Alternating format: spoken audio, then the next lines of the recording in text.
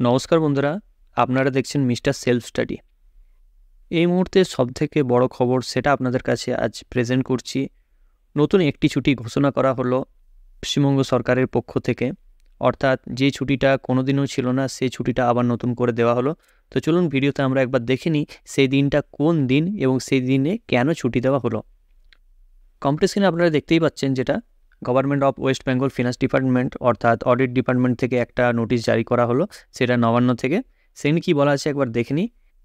দেখুন, 17 April 2024 Wednesday অর্থাৎ বুধবার, a public holiday on the occasion of Ramnavami under the section 25 of the negotiable instrument act 1881।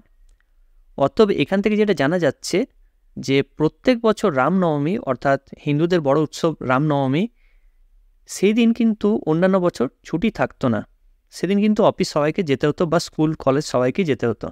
কিন্তু এবছর থেকে কি হলো না, আমাদের গভর্নমেন্ট অফ ওয়েস্ট বেঙ্গল 17 তারিখটা অর্থাৎ 17 এপ্রিল 2024 বুধবার, এই দিনটা কিন্তু সরকারি হলিডে অর্থাৎ পাবলিক হলিডে ডিক্লেয়ার করা হলো।